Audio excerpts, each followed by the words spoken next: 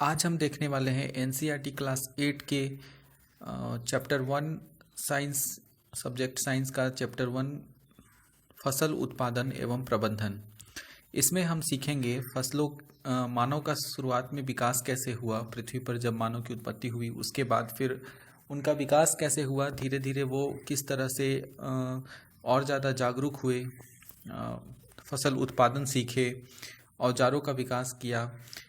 उसके बाद फसल के कितने प्रकार होते हैं, किस तरह से फसल उत्पादन किया जाता है, उसको किस तरह से उसका रख रखाव किया जाता है, उसका फिर कटाई कैसे होता है और किसान के द्वारा फसल उगाने से लेकर के एक हमारे घर तक वो कैसे पहुंचता है। तो इसके बारे में पूरी जानकारी इसमें हम लोग पढ़ेंगे।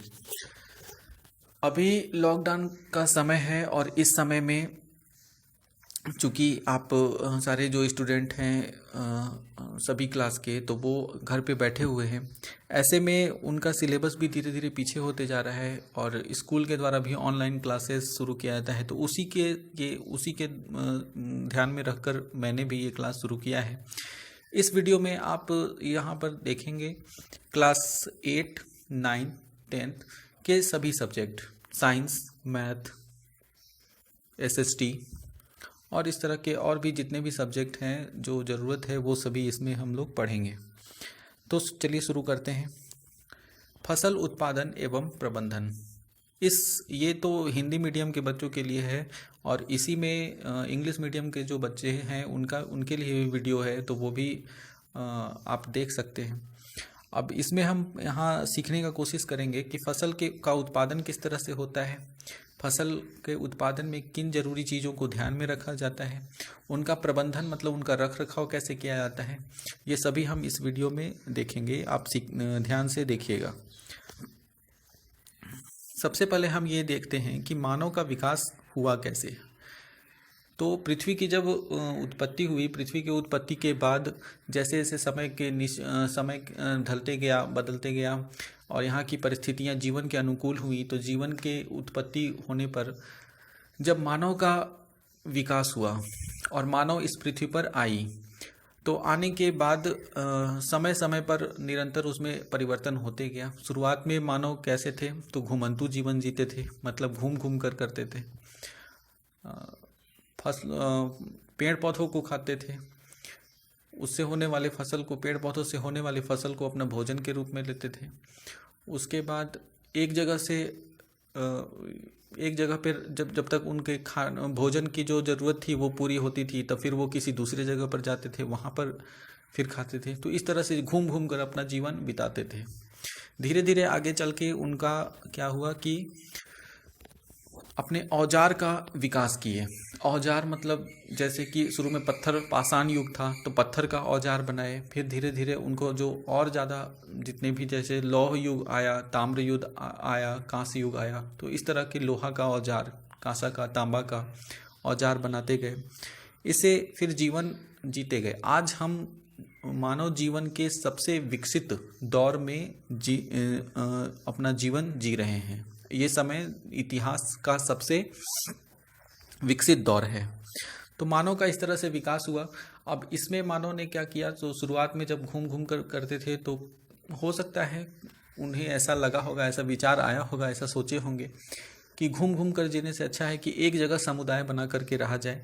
तो ऐसे स्थान को चुना जिसमें कहाँ पर, तो जहाँ पे जीवन के सभी उपयोगी जो चीज़ें हैं जीवन जीने के लिए वो उन्हें प्राप्त हो सके।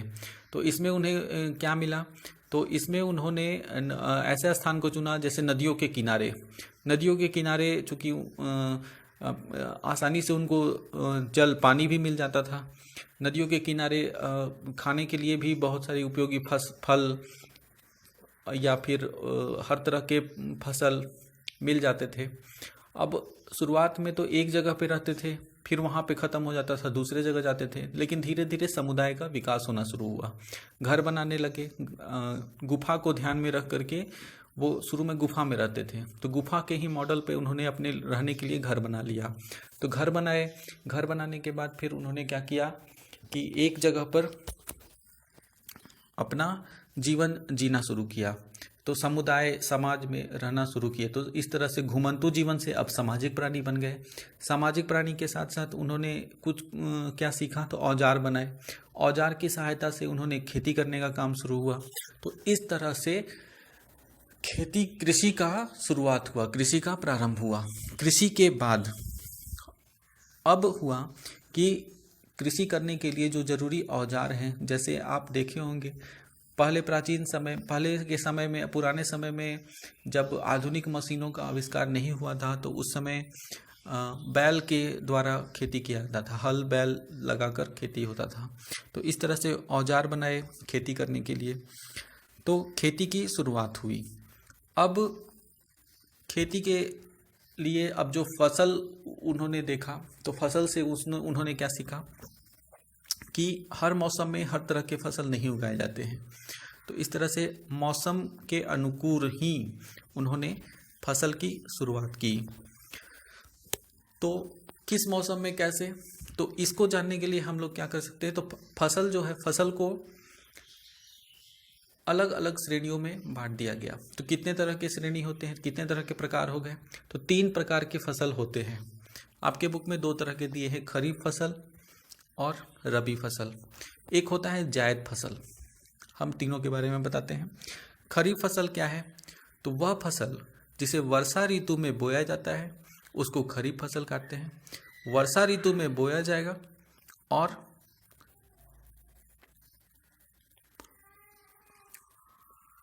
शीत ऋतु में इसे काट लिया जाता है।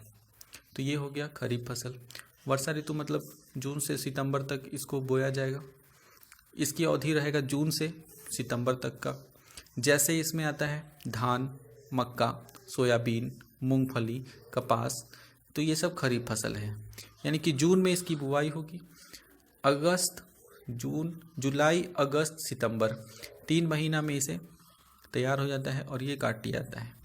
उसके बाद फिर है रबी फसल। शीत ऋतु में इसकी बुआई होती है, अक्टूबर में, वहाँ से लेकर के मार्च तक कि तैयार हो जाता है। तो अक्टूबर में बुआई और मार्च में इसकी कटाई कर ली जाती है। इस मौसम में बोया जाने वाला, शीत ऋतु में जो बोई जाती है, उगाई जाने वाली फसल रबी फसल कहलाती है। वर्षा ऋतु में जो होता है उसको कहेंगे खरीफ फसल।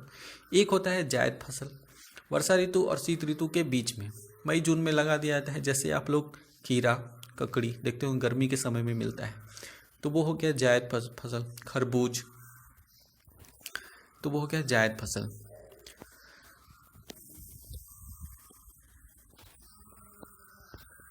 इसके बाद हम देखते हैं आगे कि ये फसल है, तो फसल उगाने की पद्धति कैसी है, कैसे उगाई जाती है, क्या क्या है। तो सबसे पहले फसल उगाने के लिए पहले मिट्टी तैयार किया जाता है। मिट्टी तैयार करना मतलब क्या हुआ, मिट्टी तैयार करना मतलब होता है फसल के जो स्थान है, कृषि जहाँ होती है, खेती जहाँ होता है, तो खेती करने के लिए सबसे पहले क्या किया जाता है, मिट्टी को मुलायम बना दिया जाता है। यानी कि जो नीचे जो दबी मिट्टी है उसको ऊपर लाया जाता है, ऊपर की कठोर मिट्टी को फिर पलट दिया जाता है। तो इसे कहते हैं जुताई करना। तो मिट्टी की जुताई के द्वारा क्या होता है, अंदर की जो उर्वरक नमीदार वाली मिट्टी है वो ऊपर आ जाती है, इसमें फसल उगने में मदद मिलता है। तो ये हो गया जुताई करना। जुताई के बाद इसके बाद इसमें क्या होता है, इसमें होता है खाद देना। तो इससे मिट्टी होता है, खाद देने से क्या होता है, मिट्टी और उर्वरक हो जाती है। उर्वरक हो जाने से फिर क्या होता है, मिट्टी और ज़्यादा उपजाऊ हो जाता है। उपजाऊ होने से फिर फसल और अच्छा होता है। मिट्टी को नमी बनाए रखने के लिए फसल के अनुसार, हर तरह का फसल अलग अलग तरह के पानी को लेता है, अलग अलग तरह की नमी में होता है। तो उसलिए पानी फसल के अनुसार, उसमें जैसे धान की खेती होती है तो उसमें बहुत ज़्यादा पानी की आवश्यकता होती है, गेहूं की खेती में आवश्यकता उतनी नहीं होती है। तो इस तरह से पानी देना होता है। उसके बाद फिर बीज की बुआई कर दी जाती है। बीज की बुआई करने के बाद एक होता है खरपतवार। खरपतवार क्या होता है ये समझने के लिए क्या समझेंगे, तो जैसे जब हम फसल लगाते हैं तो फसल के साथ साथ कुछ अनावश्यक पौधे भी खेतों में उग जाते हैं, जिसे किसान उन पौधों को हटा देता है। वो अनावश्यक पौधे फसलों की वृद्धि में रुकावट पैदा करते हैं और उन्हीं अनावश्यक पौधों को खरपतवार कहते हैं। एग्जाम में अगर पूछा है कि अगर खरपतवार किसे कहते हैं तो क्या कहेंगे, तो कुछ पौधे ऐसे होते हैं जो फसलों के साथ खेतों में अनावश्यक रूप से उग जाते हैं, उन पौधों को खरपतवार कहते हैं। अब फसल की अच्छे से देखभाल हो जाने के बाद समय से अगर फसल तैयार हो जाता है तो उसके बाद फसल की कटाई कर ली जाती है। कटाई करने के बाद फसल को भंडारण कर लिया जाता है। इसके साथ साथ अभी हम पढ़े थे कि फसल में जब मिट्टी की जुताई होती है तो उसमें क्या दिया जाता है, खाद दिया जाता है।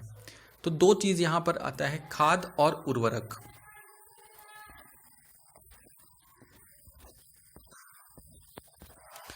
खाद और उर्वरक क्या है? दो चीज है, उर्वरक और खाद। दोनों का काम एक ही है, दोनों मिट्टी की उर्वरता क्षमता को बढ़ा देते हैं। इससे फसल की मात्रा में वृद्धि होती है और ज़्यादा फसल होता है। और लेकिन दोनों में अंतर क्या है? उर्वरक किसे कहते हैं? उर्वरक हो गया रसायनों के द्वारा तैयार किया गया, रसायनों के द्वारा तैयार किया जाता है। कौन? उर्वरक।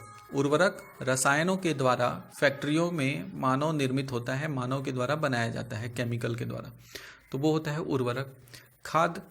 खाद है प्राकृतिक रूप से प्राप्त होता है, जीवों के अवशेष, पत्तियों के अवशेष जो टूटकर पत्तियां गिर जाती हैं, पृथ्वी के अंदर दब जाने के बाद कुछ समय के पश्चात वो क्या होता है, खाद में परिवर्तित हो जाता है।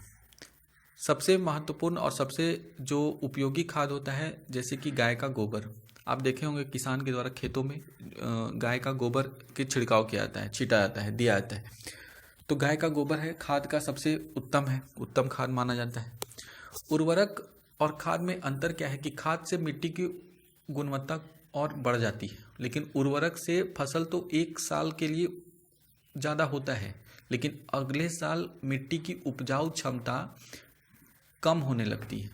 लगातार अगर हम उर्वरक का इस्तेमाल करते रहें तो मिट्टी कुछ समय के बाद बंजर भी हो जाती है। इसीलिए उर्वरक से ज़्यादा हमें खाद का प्रयोग करना चाहिए। उर्वरक से मिट्टी की ह्यूमस प्राप्त नहीं होती, जबकि खाद से मिट्टी को ह्यूमस प्रचुर मात्रा में मिलता है। मतलब उर्वरक जो है मिट्टी की ह्यूमस मतलब नमी को धीरे धीरे क्या करता है, खत्म करने लगता है। तो नमी ही खत्म हो जाएगा तो मिट्टी क्या हो जाएगा, बंजर हो जाएगा। लेकिन खाद जो है उसकी नमी को बना के रखता है, जिससे कि मिट्टी और ज़्यादा उपजाऊ होने लगती है। खाद से लाभ क्या है?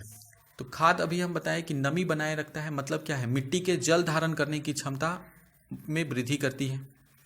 इससे मिट्टी भुरभुरी संरंध्र होती है। संरंध्र और भुरभुरी मिट्टी से क्या है, फसलों को मिट्टी में घुले हुए ऑक्सीजन की आवश्यकता होती है भोजन बनाते समय। आगे चैप्टर में जब हम लोग प्रकाश संश्लेषण क्रिया पढ़ेंगे कि भोजन आखिर बनता कैसे है पेड़ पौधों में, तो उस समय ये अच्छे तरह से समझेंगे कि मिट्टी जो है, मिट्टी भुरभुरी होनी चाहिए फसलों के लिए।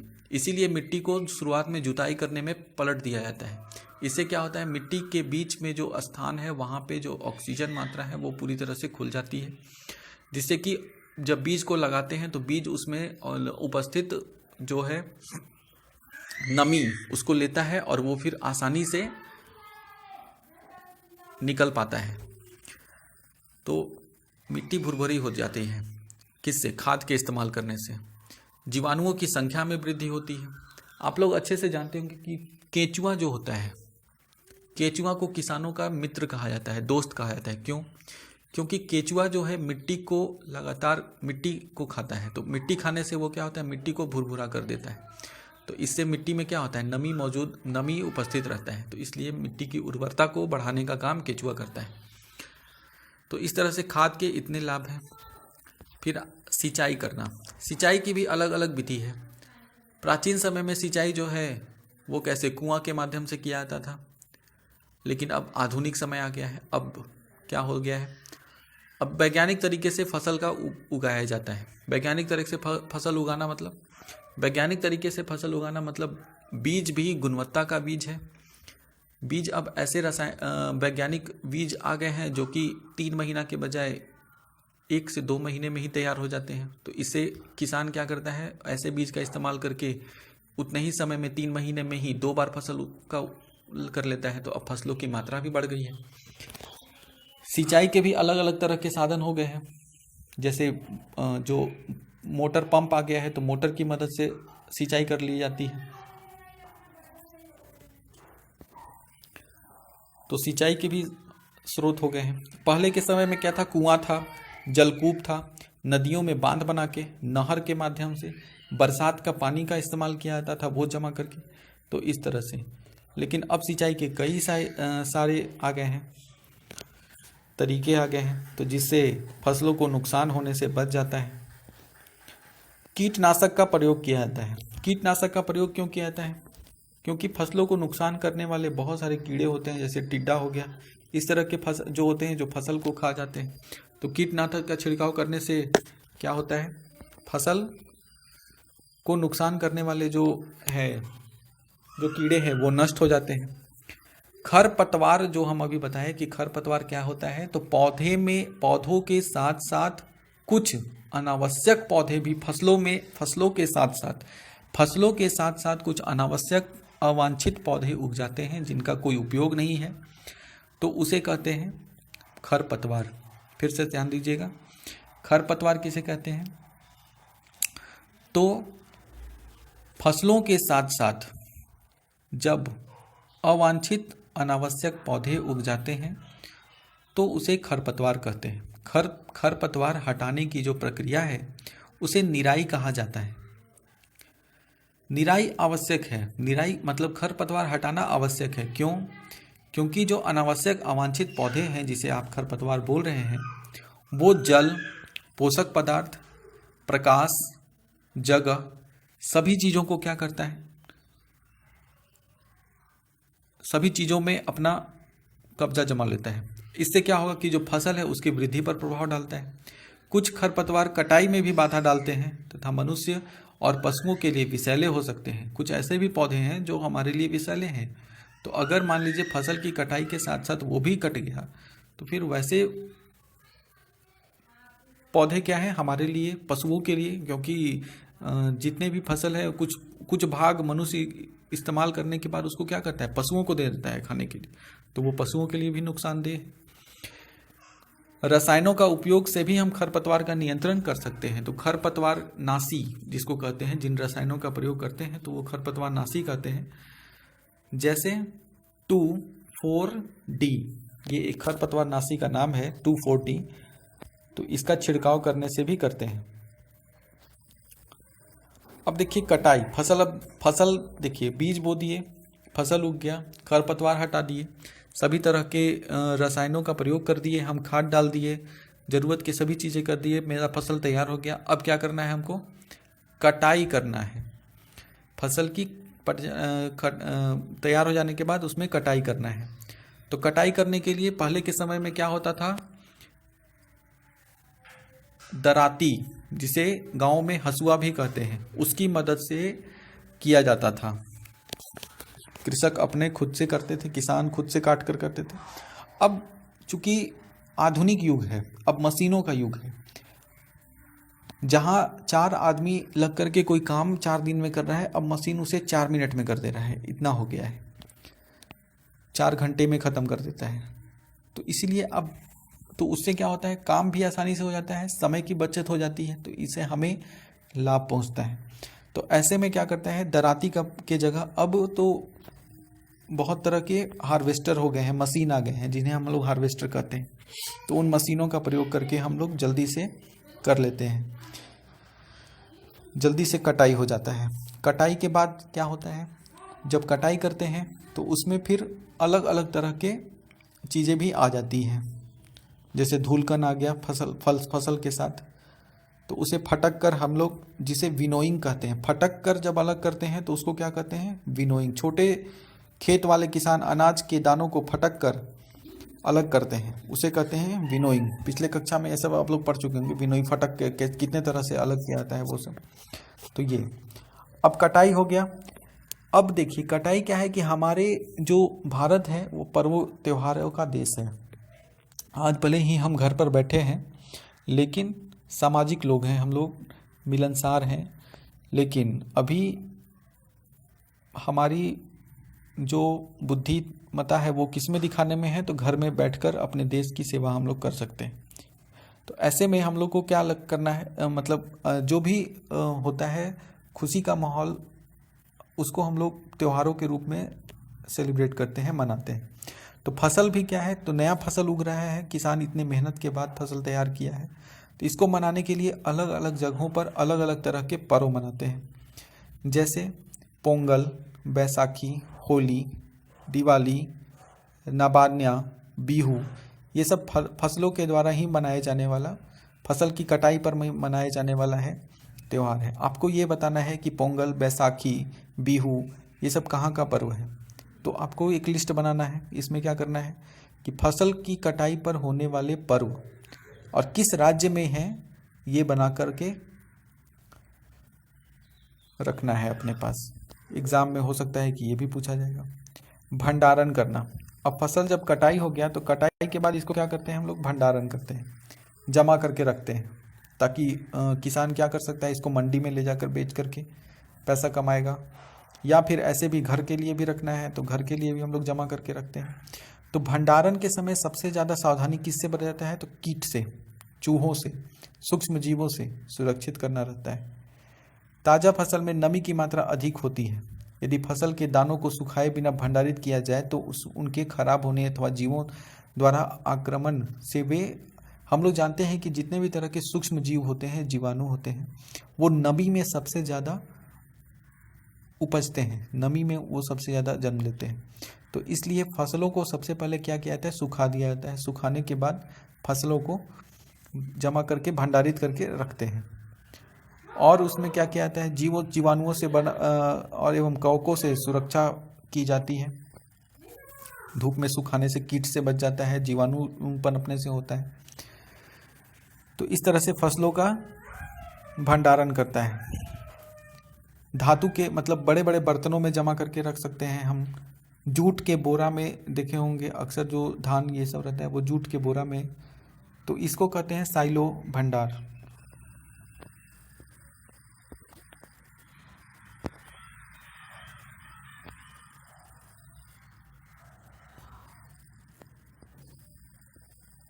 तो इस चैप्टर में हम लोगों ने फसलों के भंडारण के बारे में सीखा। इस चैप्टर में हम लोग ने क्या सीखा, फसल को उगाया कैसे जाता है, उत्पादन कैसे होता है, उनका प्रबंधन कैसे होता है, मानव जीवन का विकास कैसे कैसे हुआ, किस तरह से फसल उगाना सीखे। तो इस तरह से आपका जो पहला चैप्टर है वो कंप्लीट हो गया। इससे जितने भी हैं प्रश्न आएंगे, वो सारे प्रश्न इस लेक्चर को सुनने के बाद आपका आसानी से हो जाएगा। अब आपको क्या करना है कि अभ्यास के सारे प्रश्नों को आपको तैयार करना है, बनाना है, और बनाकर एक अच्छे से नोट्स में बना के रखिए, ताकि एग्ज़ाम के समय में अगला वीडियो जो है उसमें हम लोग पढ़ेंगे सूक्ष्म जीव जो होते हैं, मित्र हैं वो हमारे या फिर वो हमारे शत्रु हैं, इसके बारे में। धन्यवाद।